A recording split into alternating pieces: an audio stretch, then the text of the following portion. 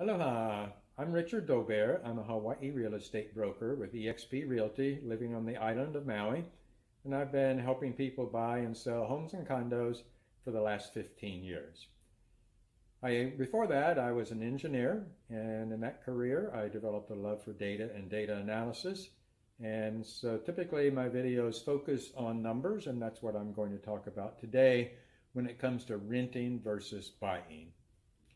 So if I turn to my computer, my first table that I have here is all rental information. In the left-hand column would be the monthly rent that a person is paying.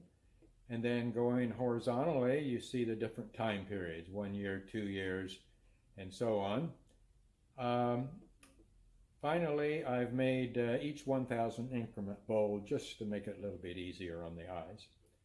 About the cheapest rent I know of here on Maui is a couple of $1,000s a month. Actually, a little less than that, but in round numbers, say a couple of thousand a month. So it's kind of a no-brainer to say, well, if I'm paying $2,000 a month in 12 months or 1 year, that's $24,000.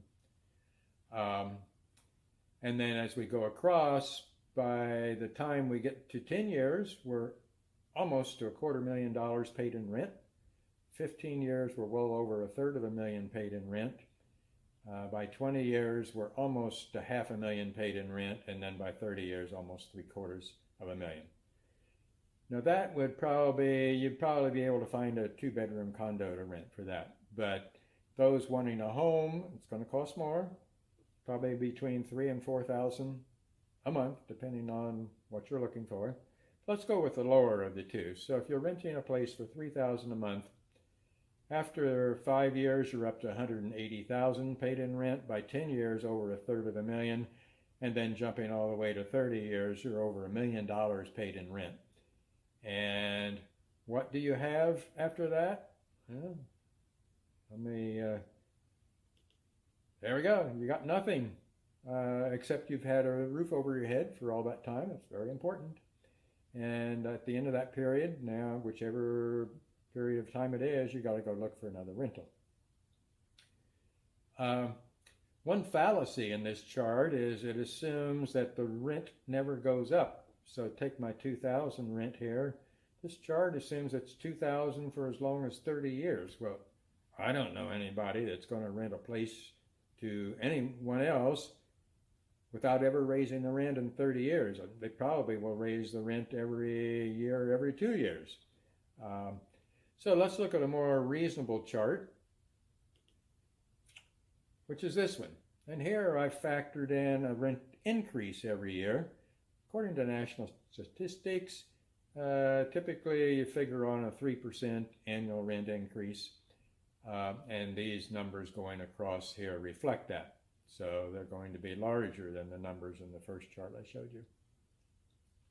The blue is should you buy, because as I said when I started this video, I want to compare buying versus renting. So let's go to this 2,000 a month figure I was talking about before. Well, that's the first year. But after that, I'm assuming the rent goes up 3%. So if you follow that across, the numbers get big very quickly. And after 30 years, you're well over $1 million paid in rent. If we go to the 3,000 line, like I talked about before, you're starting to approach $2 million paid in rent at 30 years. And you have nothing to show for it other than, again, you've had a roof over your head for all that time. Let's contrast both of those numbers with buying. Actually, I chose just some round numbers. Let's suppose you take out a $350,000 mortgage. Now that could be a $350,000 property if you've got 100% financing, and that is available here on Maui, as well as on Kauai, the other island where I do business. So if you took a $350,000 mortgage out, your payment would be $1,671. So it fits nicely in between these other two rental numbers. And as you go across, okay, it's the amount of mortgage payment starts building just like your rent does, but it builds slower because mortgage payments are fixed for the term of the loan. It doesn't go up 3% every year. It never goes up. From for a fixed rate mortgage, which is what I recommend and what most everybody does, especially in today's market where interest rates are historically low. So let's go all the way out to 30 years. 30 years, if you had bought the home, you would have paid about $600,000 and change in mortgage payments, and you would own the home at that time. And the home is probably doubled in value, probably more, based on historical increases that we're seeing. Versus if you were renting, you'd have paid almost $1 million in rent and have nothing. Okay, so that's probably a two-bedroom condo that we're talking about there. Let's look at a home. A $700,000 mortgage, that will get you a three-bedroom home. It'll get you one in my neighborhood where I live. They're new homes, just built. Your monthly mortgage payment, $33.42, fitting nicely between these rental numbers. And so again, it doesn't build nearly as rapidly as your rent because the rent is going up, but your mortgage payment is fixed for however long you choose to stay in that home. So let's go all the way out to 30 years. Suppose you really like your home and you stay there. So your mortgage payment would be, your accumulated mortgage payments would be $1.2 million.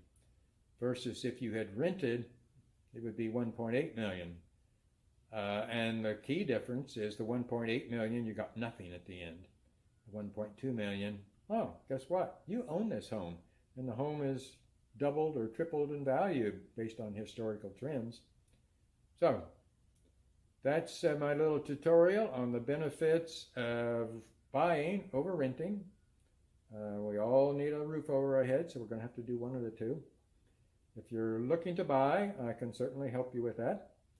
And I can put you in touch with some mortgage lenders who can explain the various mortgage products we have. It could be a USDA loan, and that applies everywhere on Kauai and everywhere on Maui except the Kahului Center of Commerce area. You can get a USDA loan, no money down. How good does it get? You can get an FHA loan, 3.5% down.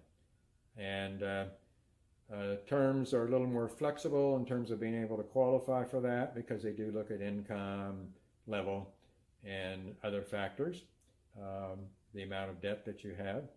And then your standard mortgage is typically 20% down. It doesn't have to be.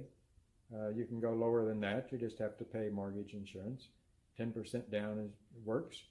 And I can put you in a mortgage with them together with a mortgage lender to discuss all those options. I sell real estate. I'm aware of the mortgage options, but I'm not the key expert in it. So again, I'd want to put you in touch with a mortgage professional. My contact information will be included at the end of this video. Thanks for watching, and aloha.